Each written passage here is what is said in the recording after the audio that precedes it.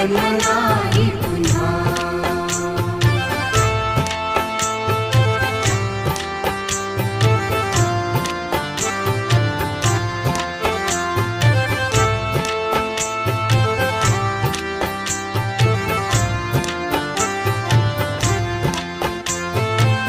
हा जन्म आहे सद्गुरु कृपेचा, हा जन्म आहे सद्गुरु कृपेचा, हा जन्म आहे सद्गुरु कृपेचा। हरि ओम स्वामी समर्थ म्हणा,